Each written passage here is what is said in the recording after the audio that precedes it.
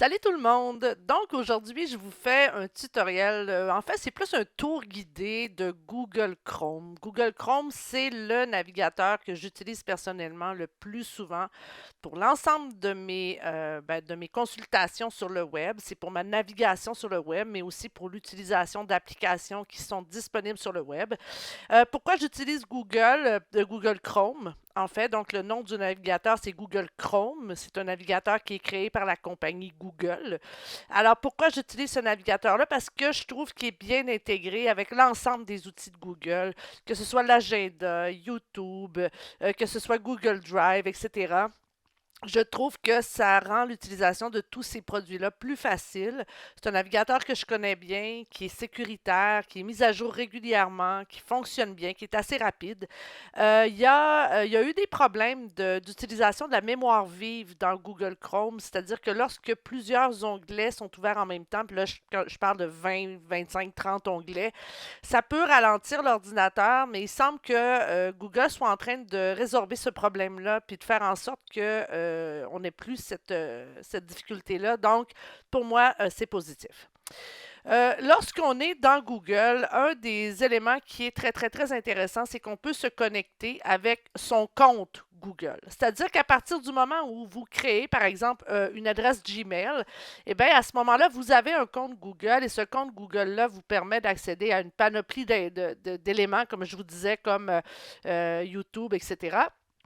Et lorsque l'agenda, donc tout ça, là, et lorsque vous êtes connecté ici sur votre Google Chrome avec votre compte Google, donc avec l'adresse Gmail que vous avez créée, eh bien, ce qui est intéressant, c'est que peu importe où vous vous trouvez dans le monde, si vous vous connectez ici, donc par exemple, vous arrivez chez votre belle-sœur dans le temps des fêtes, puis vous voulez travailler dans votre environnement à vous, ben vous avez tout simplement à cliquer sur Ajouter. Et là, vous pouvez configurer un nouveau profil Chrome qui est le vôtre ou celui de votre mari ou celui de votre enfant, hein. Donc, sur le même navigateur, on peut avoir plusieurs profils et ces profils-là sont accessibles dès que vous êtes connecté et ce, sur n'importe quel ordinateur. Donc, que vous soyez sur votre portable, sur l'ordinateur du bureau ou la tour à la maison, vous allez toujours avoir la même configuration de Google Chrome et ça, c'est extrêmement intéressant quand on pense aux favoris, aux extensions qui vont être installées. Et ça, je vais vous en parler dans les deux prochains tutoriels.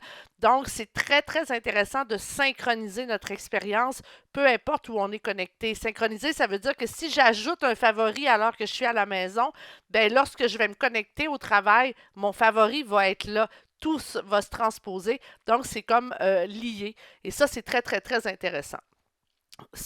Et si à ce moment-là, je suis avec le profil de Mireille, qui est un faux profil ici, et que je clique sur le profil de Chantal, bien là, vous voyez, toute l'information sur Chantal vient d'être mise à jour. Et lorsque je reviens à Mireille, eh bien, c'est son profil à elle, avec son thème, sa façon de voir la vie qui est en place. Alors, ça peut devenir très intéressant. Donc, si je fais juste faire un petit tour de l'écran en tant que tel, vous avez donc en haut un onglet. Hein, c'est l'onglet, c'est la fenêtre dans laquelle vous vous trouvez. Vous pouvez ouvrir plusieurs onglets, donc plusieurs fenêtres différentes pour pouvoir naviguer ou garder une information en dessous, puis avoir plusieurs informations sur le dessus. Donc, on peut passer comme ça d'un onglet à l'autre. Là, évidemment, par exemple, si je m'en viens ici, et là, tu sais, je peux changer l'information ici, je mets Facebook dans mes réseaux sociaux, etc. Donc, je peux passer d'un onglet à l'autre. Ce qui est intéressant avec ces onglets-là, c'est qu'on peut les déplacer. Donc, je pourrais aller mettre mon Facebook ici, mon Chrome Web Store ici à la fin. Et on peut aussi les ressortir. Donc, voyez-vous, j'ai pris mon onglet, j'ai tiré vers le bas et j'ai ressorti mon onglet. J'en ai fait une deuxième fenêtre, hein?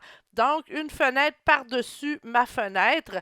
Alors, ça devient intéressant. Si je place cette fenêtre-là à droite, par exemple, et cette fenêtre-là à gauche, je peux comparer deux éléments ou deux sites web.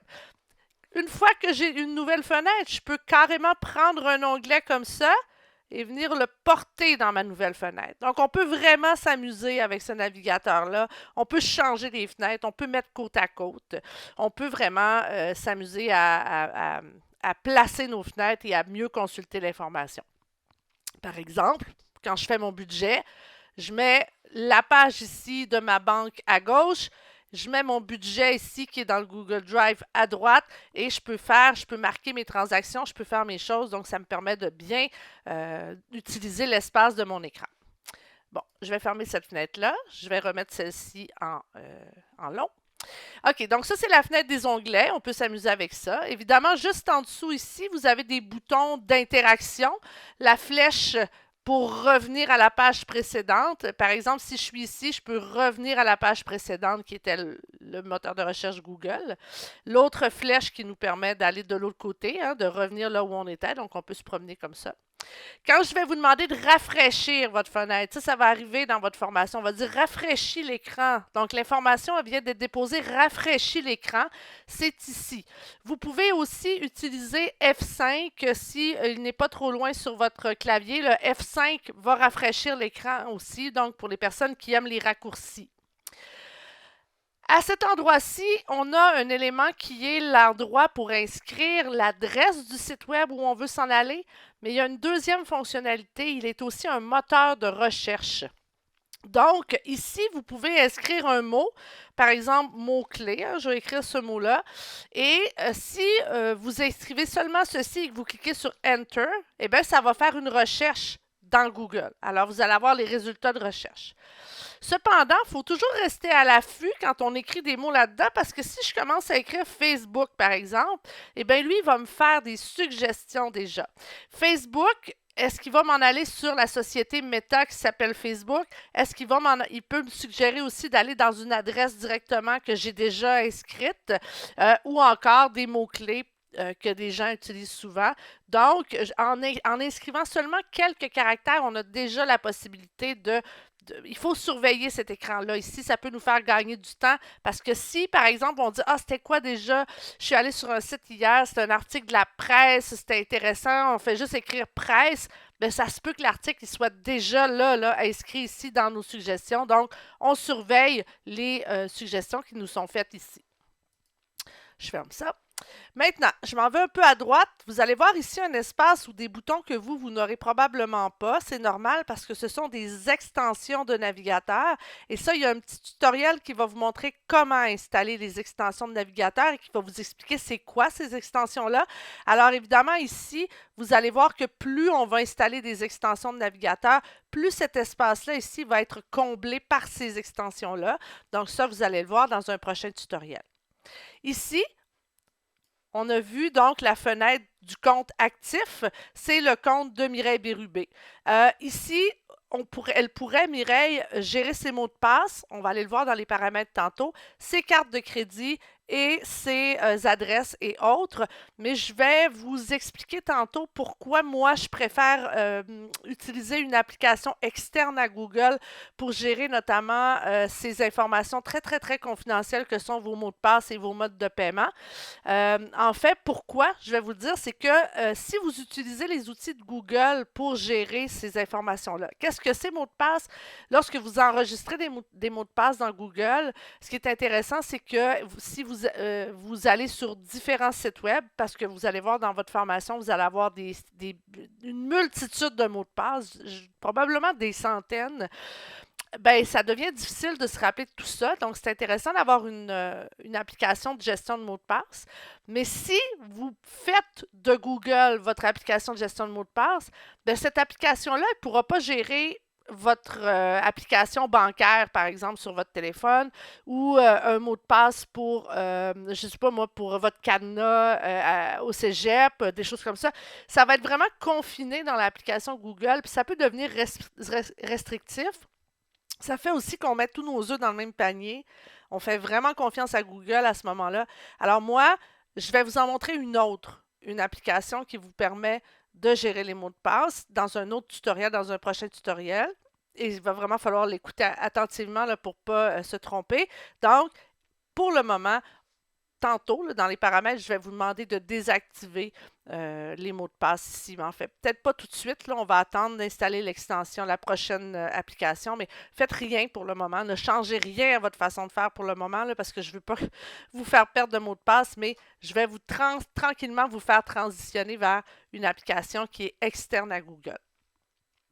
La synchronisation qui est activée, ça veut dire que vous allez, comme je vous l'expliquais au début, dès que vous vous connectez, vous allez synchroniser votre Google Chrome avec vos favoris, etc., avec tous vos autres endroits où vous utilisez Google Chrome. Alors, et ici, on peut ajouter d'autres profils. Donc, ça, c'est ce qui est le plus intéressant ici. Ici, il y a des listes de lecture. Vous pouvez mettre des éléments à lire plus tard. Donc, c'est intéressant. Si vous n'avez pas le temps de lire quelque chose, vous voyez quelque chose d'intéressant, vous n'avez pas le temps de le lire. C'est une forme de favori qui permet, par exemple, si je m'en viens ici, je m'en vais sur le site, mon site de Chantal Pétier. Je vois, mettons, ici, cet article. Oh, c'est bon. Je vois cet article-là ici. Ben, je peux l'ajouter à ma liste de lecture. On dirait que ça ne fonctionne pas. Très étrange. Eh bien, ça ne fonctionne même pas. Je ne vois pas pourquoi ça ne fonctionne pas. Je trouve que pourtant, ce serait ajouter l'onglet actuel. Il ne veut pas. Peut-être que je ne l'ai pas activé la liste de lecture. Je ne sais pas pourquoi. Honnêtement, là, si vous trouvez comment faire, vous me le direz en classe. OK, je m'en viens ici. C'est vraiment les 3 petits points qui sont les mieux cachés de la planète, mais c'est ici que vous allez vraiment avoir la paramétrisation. En tout cas, vous allez pouvoir paramétrer votre Google Chrome. Et ici, il y a aussi beaucoup de raccourcis. Donc, pour les personnes qui aiment les raccourcis, c'est ici que ça se passe. On peut ouvrir un nouvel onglet, donc CTRL-T. C'est la même chose que de cliquer sur le petit plus ici. On peut ouvrir une nouvelle fenêtre. Donc là, ici, c'est CTRL-N. Alors, ce que ça fait, ça ouvre une fenêtre par-dessus. Donc, c'est la même chose que si j'ouvrais un nouvel onglet puis que je le ressortais comme ça. OK? Donc, ça, c'est CTRL-N. On peut ouvrir une nouvelle fenêtre de navigation privée. Je vais vous montrer ce que c'est que ça.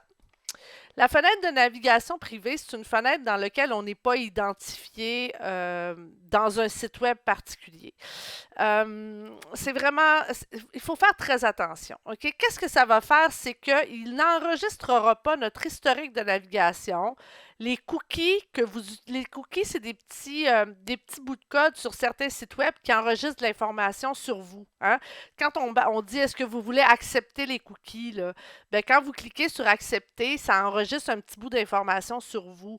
Ben, en fenêtre de navigation privée, par défaut, tous les cookies sont refusés. Donc, vous n'acceptez pas les cookies à ce moment-là. Ainsi que les informations saisies dans les formulaires, ça ne sera pas enregistré dans les bases de données des sites web que vous visitez. Donc, vous laissez moins de traces sur le web. Mais ça, cependant, ça ne veut pas dire que vous êtes invisible. OK? Donc, par exemple, si vous êtes au travail, ben, il n'est pas question, en mettant une fenêtre de navigation privée, d'être invisible et d'aller visiter tous les sites que vous voulez visiter en pensant que votre employeur ne vous voit pas. Non, l'employeur va vous voir. Le fournisseur d'accès à Internet aussi a accès à votre adresse IP, puis qu'est-ce que vous êtes allé faire, et des sites web que vous consultez. Donc, on fait quand même attention. En quoi ça peut devenir intéressant?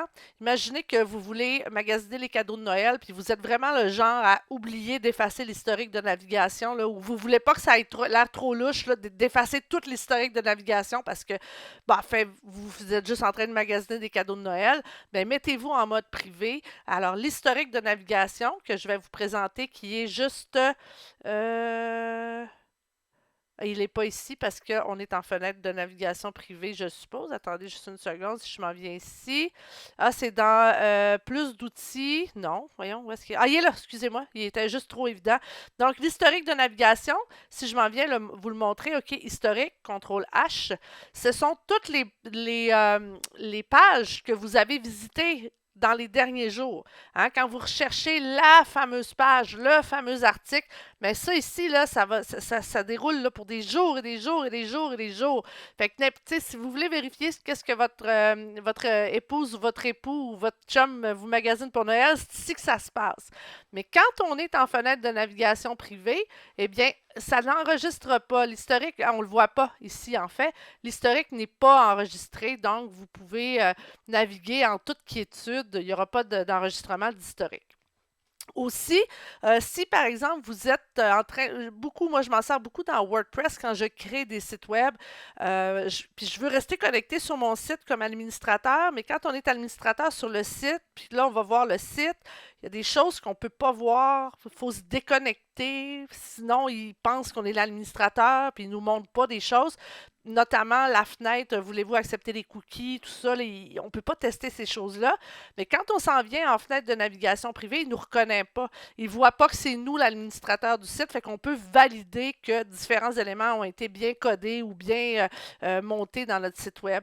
Donc, je m'en sers pour valider que mon site web va être bien vu par des personnes qui le visitent, même s'ils ne sont pas administrateurs du site. En tout cas, j'imagine que ça fait du sens. Alors, je vais fermer ça parce que pour le moment, je ne sens pas l'intérêt de naviguer en fenêtre de navigation privée. Je vous suggère de ne pas le faire systématiquement parce que ça peut enlever certaines fonctionnalités dans certains sites. Mais si vous jugez que vous n'avez pas le goût de laisser des traces, utilisez ce service-là. Je continue donc. On était rendu à l'historique justement. Donc ici, CTRL-H va vous donner toutes les pages web que vous avez visitées. Très intéressant quand on veut retrouver l'article qu'on n'arrive pas à retrouver, puis pourtant qui avait l'air si intéressant. Les télécharges historiques, là, bon, vous voyez, là, il y a différents. Vous pouvez le voir ici aussi, là, vous n'êtes pas obligé d'ouvrir la fenêtre. Téléchargement, ce sont tous les fichiers, applications, etc. que vous avez téléchargés dans les derniers... Elle est finie, là. Tant que vous ne les effacez pas, elles sont là. Donc, ça peut devenir intéressant parce que vous avez téléchargé quelque chose il y a, mettons, quelques mois, puis vous voulez là, vous devez le réinstaller sur un nouvel ordinateur. Ben, vous pouvez venir le retrouver ici par l'entremise des téléchargements plutôt que de le chercher partout puis de capoter parce que vous avez perdu cet élément-là. Donc, en principe, si vous n'avez pas nettoyé cette section-là, les téléchargements vont être encore ici. Je continue. Les favoris, j'ai tout un tutoriel pour vous aider à gérer cette section-là. Je m'en sers pas pour le moment. Lorsque vous voulez, ça c'est bien utile le zoom, ok? Surtout quand on fait des captures d'écran. Les captures d'écran, souvent la fenêtre va être, tu sais, vous allez être par exemple ici, dans cette fenêtre-ci, puis là, vous aimeriez ça, vous capter toute l'entête du site, mais aussi le premier paragraphe de l'article, par exemple. Bien, en jouant avec le zoom, vous pouvez dans votre fenêtre, faire en sorte que tout ce que vous désirez avoir à l'écran soit là et faire des captures d'écran qui sont beaucoup plus jolies. On pourrait même, là, je vais utiliser les raccourcis, là, on pourrait même voir toute la page de cette façon-là et faire une espèce de longue capture d'écran de tout un article, toute une page web. Ou là, on le voit là, ici, là, je suis en train de... Ce que je fais en ce moment, je pèse sur CTRL et je joue avec la roulette de ma souris pour pouvoir jouer avec le pourcentage de ce site web-là. Et ce qui est intéressant, c'est que en ayant changé le zoom, c'est sur ce site web-là que j'ai changé le zoom, mais ça ne changera pas le zoom ici sur le site de Google ou dans mes autres onglets. C'est vraiment ce site web-là qui est zoomé ou dézoomé. Pour vos captures d'écran, vraiment, c'est la façon d'aller chercher une image plus grande que celle à laquelle vous avez accès dans votre fenêtre qui est ouverte. Imprimer, ça va. Caster, c'est ça, c'est si vous avez un Chromecast, c'est un petit outil que vous pouvez connecter dans votre télévision, bien, ça vous permet de caster, donc d'envoyer dans votre télévision l'onglet qui est actif dans Google Chrome. Bon, recherchez, CTRL F, dans n'importe quelle page, là, si vous faites CTRL F, il y a une petite fenêtre qui s'ouvre ici et vous pouvez chercher un mot. Quand c'est trop long, par exemple. Alors là, ici, j'ai cherché le mot communication. J'en ai 11 en fait. Alors là, si je descends ici, je vais juste changer ça. ça c'est le troisième. Quatrième, voyez-vous, ça se met en jaune et en orange quand j'arrive dessus. Donc, on peut chercher des mots. C'est intéressant. Plus d'outils. Euh, on peut enregistrer cette page-là, donc sous un nom, si on veut la garder. Créer un raccourci. Ça, c'est si vous voulez avoir un raccourci sur votre bureau ou dans votre barre d'outils en bas, vous pouvez créer des raccourcis. Nommer la fenêtre. J'ai jamais vraiment fait nommer la fenêtre, mais bon, vous pouvez l'essayer. Effacer les données de navigation, c'est ce que je vous disais tout à l'heure. Est-ce que vous... images et fichiers en cache, ça, si je ne m'abuse, ça inclut les téléchargements. Cookies et autres données de site, ça, c'est les... Tu sais, quand vous arrivez dans un site puis qu'il y a encore votre panier, tu sais, vous avez commencé, mettons, à magasiner dans un magasin, vous avez mis des choses dans le panier, puis quand vous revenez, les choses sont encore là. Mais quand on nettoie les cookies, ben, les choses sont plus là. Hein? Fait qu'il faut être conscient que les cookies, ça enregistre de l'information, mais c'est pas nécessairement pour être désagréable. Les cookies sont là pour souvent améliorer notre expérience dans un site web. Fait que oui, vous pouvez effacer les cookies de temps en temps, là, mais faites attention. T'sais, si vous avez fait des gros magasinages en temps des fêtes puis que vous effacez les cookies à ce moment-là, ben ça se peut que ça vous donne du trouble à certains endroits. Donc, faites attention à ça. L'historique de navigation, ça, c'est évidemment tout ce que vous avez fait sur le web. Donc, sachez que c'est enregistré dans votre navigateur. Fait que ça peut être, ça peut donner des cues, des indices de ce que vous faites avec votre navigateur. Donc, ça, vous pouvez l'effacer. Il y a des paramètres avancés ici, donc je vais vous laisser, donc vous pourriez effacer les mots de passe, les données de sosie, les paramètres des sites, etc. Donc, faites des recherches. Hein. Quand vous n'êtes pas sûr, là, vous allez sur Google, puis vous faites des recherches, données de saisie automatique, etc. Allez chercher les choses pour être sûr de ne pas faire d'erreur. OK, je vais juste revenir ici. On était dans plus d'outils. Effacer les données. Les extensions, j'en parle dans un autre tutoriel. On ne s'occupe pas de ça pour le moment. Gestionnaire de tâches. OK, ça, c'est la quantité de mémoire qui est utilisée par les différents onglets. OK, je n'ai jamais utilisé ceci.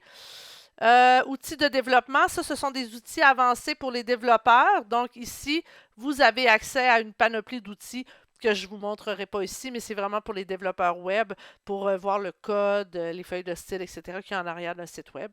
Donc ça n'est pas pour les besoins de l'exercice en cours. OK. Maintenant, je vais aller dans les paramètres, les vrais paramètres. Donc, en fait, on était déjà dans cette page-là de paramètres ici. C'est une fenêtre dans laquelle il y a plusieurs catégories. Puis les paramètres, là, je veux vraiment vous le dire et vous le répéter, et je vais vous le répéter tout au long de la formation. Lorsque vous avez accès à une nouvelle application, lorsque vous êtes connecté avec un nom d'usager, un mot de passe à une application, la première des choses que vous devriez faire, c'est toujours d'aller faire le tour des paramètres. Toujours. Et je vais vous le répéter, que ce soit Instagram, Facebook, votre banque, Google, Gmail, YouTube, peu importe, faites le tour des paramètres. Vous allez voir, ça va vous sauver un temps énorme. Vous allez pouvoir avoir la main, une manipulation beaucoup plus fine de toutes les applications qui sont sous votre contrôle. Donc, le premier, c'est Google et vous. Donc, on peut désactiver la synchronisation ici que je vous expliquais au début. Vous pouvez gérer votre compte Google. Donc, ici, on est dans Chrome. Les paramètres qu'on va paramétriser ici, c'est dans Google Chrome. Mais je vous l'ai dit, Google Chrome, c'est un des nombreux outils de Google. Et à partir du moment où vous avez un Gmail, bien, vous avez un compte Google. Alors, ici, on vous fait sortir de Chrome et on vous fait aller voir si votre compte Google, le compte qui gère l'ensemble de toutes vos activités dans les outils de Google, s'il est intéressant et s'il correspond à ce que vous désirez. Ça, je vais vous laisser faire le tour de tout ça, OK? Il y a de l'information sur vos données, la vie privée. Faites le tour de toute cette information-là. Qu'est-ce qu'on recueille sur vous? Qu'est-ce que vous permettez, etc. Vous serez surpris d'à quel point vous pouvez être beaucoup plus à quel point vous donnez de l'information par défaut, mais à quel point vous pouvez empêcher aussi cette information-là, données et vie privée, là, ici. Là. Qu'est-ce que vous avez fait, qu'est-ce que vous pouvez activer, etc. Donc, très intéressant, vous pouvez faire le tour de ça. Personnaliser votre profil Chrome, hein. Vous pouvez vraiment choisir les couleurs, quel avatar va vous représenter. Là, en ce moment, c'est ces couleurs-ci qui sont choisies. Je pourrais y aller du noir comme ça, le vert. Donc, c'est à vous de voir comment vous personnalisez vos couleurs. Vous pouvez nommer vos profils. Donc, là, moi, elle s'appelle Mireille. Choisir un avatar. Donc, ça, c'est à vous. Est-ce que vous voulez créer un raccourci sur le bureau? Donc, en activant ici comme ça, c'est à vous de voir. Ça vous appartient. Donc, ça ici, une fois que c'est fait, c'est enregistré. OK? On n'a pas besoin d'enregistrer par-dessus. La saisie automatique ici, c'est ce dont je vous parlais tout à l'heure, les mots de passe, les modes de virement, les adresses et autres. Bon, pour le moment, si c'est activé dans le cas de vos navigateurs, ne changez rien. Parce que, comme je vous le disais, on va installer une extension qui nous permet de ramasser les mots de passe de façon, de sortir ça de Google puis de gérer ça de façon à ce que, même si vous êtes dans Firefox, même si vous êtes dans Edge, que vous soyez sur votre téléphone, etc., vous allez quand même avoir cette gestion des mots de passe-là. On va sortir ça de Google. Mais pour l'instant, si déjà là, ici, c'est pas le cas. Là. Moi, il ne me propose pas d'enregistrer les mots de passe parce que je l'avais désactivé. Hein, vous arrivez sur un nouveau site, puis là, Google dit, voulez-vous que j'enregistre le mot de passe? C'est ici que ça se passe, OK? Vous pouvez désactiver ça.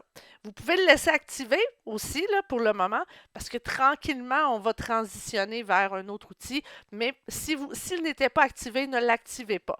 Même chose pour la connexion automatique. Donc, à partir du moment où vous aviez enregistré vos mots de passe et vos identifiants, bien là, Google vous connectait automatiquement au site. Si c'est activé, laissez-le comme ça pour le moment. Sinon, ne l'activez pas. Puis ici, vous pourriez même faire des vérifications de vos mots de passe, vérifier à quel point vos mots de passe sont bien choisis, hein, s'ils sont sécuritaires.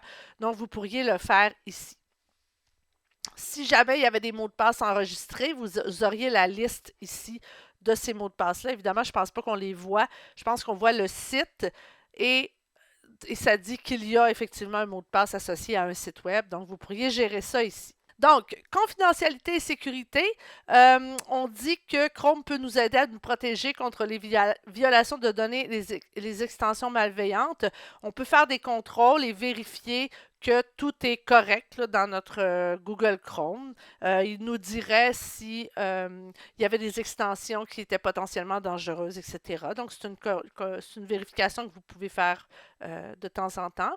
Ici encore, on peut effacer les données de navigation, les cookies. C'est un peu la même chose que ce dont je vous parlais là, tantôt. C'est exactement la même chose.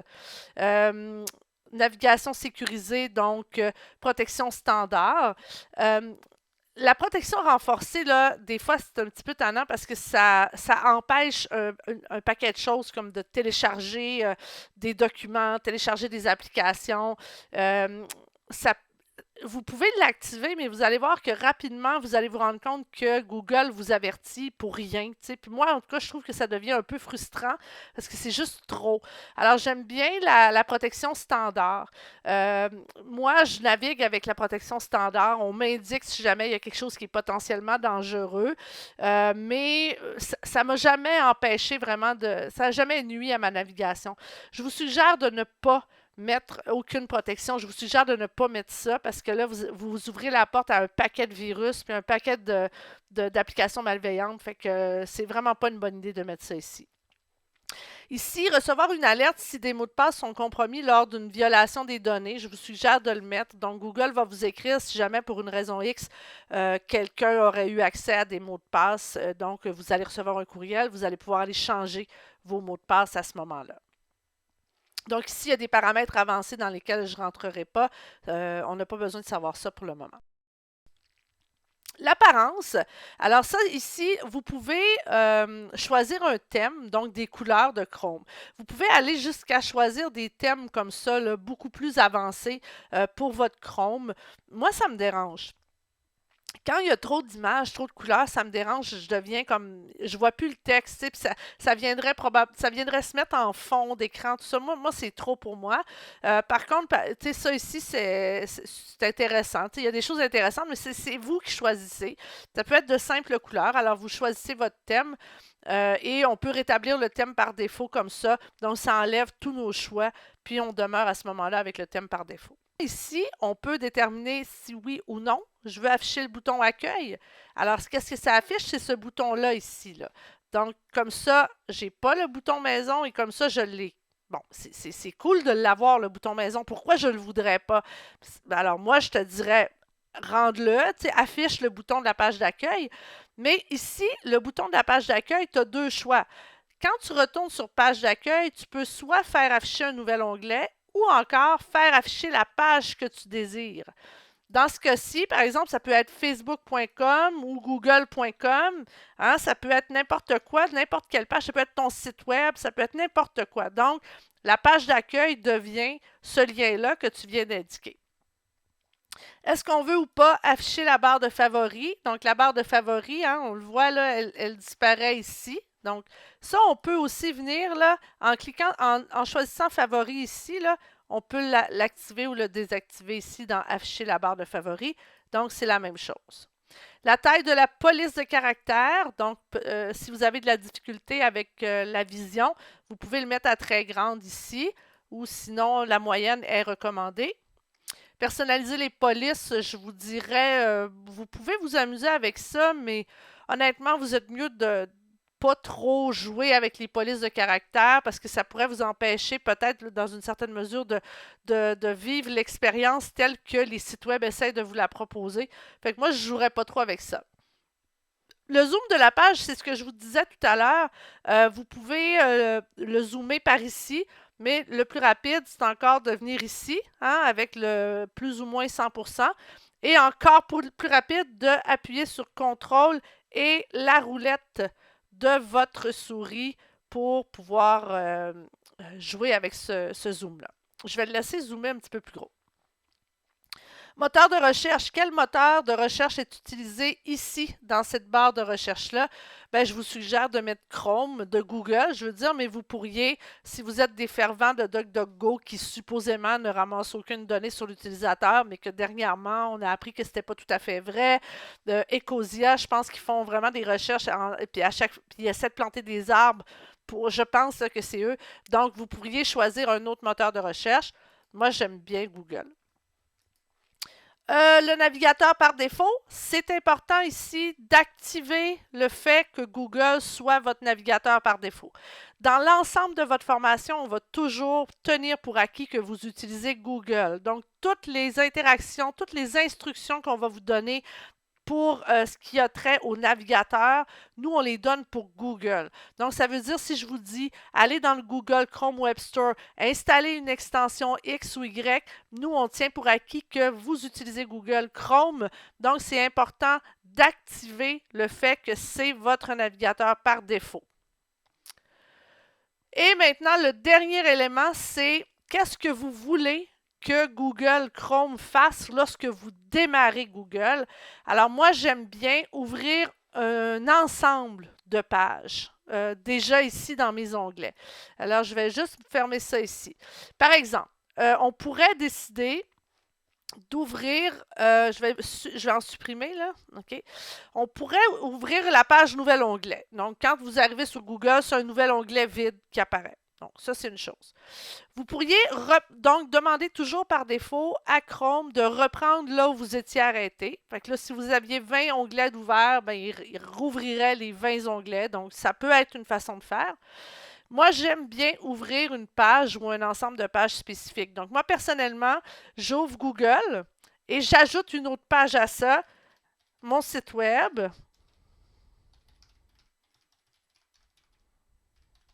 Par exemple. Et j'aime bien ajouter aussi Moodle. Je me souviens plus de l'adresse de Moodle parce que je la garde en favori, mais ça doit être quelque chose comme... attendez que j'aille voir ici. Dans mon compte de Chantal Pelletier, SARS Moodle. Ah, tu vois, Cégep Jonquière. Donc, je vais le copier comme ça ici là, pour le... Voilà, https cégeps.moodle.déclic.qc.ca. Je vais l'ajouter. Donc ici, qu'est-ce que j'ai? J'ai donné l'instruction à Chrome, lorsqu'il démarre, d'ouvrir ces onglets-là par défaut. Je pourrais en ajouter d'autres, là, il n'y a aucun problème. Puis si jamais ces pages-là, vous voulez rendre ça plus facile, ben allez les ouvrir dans 3 onglets différents, puis cliquez simplement sur Utiliser les pages actuelles. Il va tout vous faire votre programmation là, à votre place. Là. Il va tout vous programmer ça ici à votre place. Donc, je le laisse comme ça et je vais vous faire une démonstration. Donc, je vais le fermer. Je vais le redémarrer. Donc, excusez, je vais fermer ma fenêtre de Chantal aussi. Je vais donc redémarrer Mireille ici et voilà, Google, Chantal Pelletier, Cégep de Jonquière. Alors ça, c'est intéressant parce que ça fait gagner du temps là, pour les onglets que vous utilisez les plus fréquemment. Je reviens ici. Dans les paramètres, il y a des paramètres avancés aussi. Vous pourriez parler de la langue, donc mettre le correcteur orthographique de base. Quel correcteur orthographique? Vous pouvez ici avoir accès donc, en fait, indiquer à quel endroit mettre les téléchargements que vous téléchargez du web. Donc, par défaut, il va le mettre dans le dossier téléchargement, mais vous pourriez lui indiquer que vous préférez qu'il vous demande. Hein? Donc, ça ici, il va toujours vous le demander avant où veux-tu télécharger le document. L'accessibilité, donc ici, des sous-titres instantanés sur les vidéos. Quel genre de sous-titres? Donc, vous pouvez aller personnaliser vos sous-titres, mettre en surbrillance un objet ciblé, parcourir les pages à l'aide d'un curseur de texte, etc. Donc, si vous avez besoin d'accessibilité, venez tester ces fonctionnalités-là là, qui peuvent vous intéresser. Système, donc ça ici, ça va être un petit peu plus, on rentre dans des paramètres un petit peu plus avancés. J'irai pas jusque-là.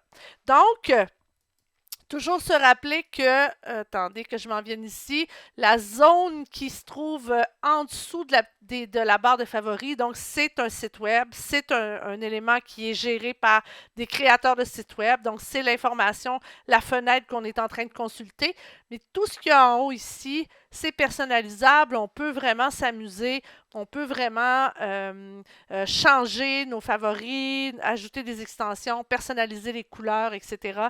Donc, il ne faut pas se gêner pour le faire et pour s'approprier les outils. Voilà, alors allez consulter les 2 autres tutoriels sur les favoris et sur les extensions pour vraiment personnaliser votre environnement de travail au maximum. Bonne journée!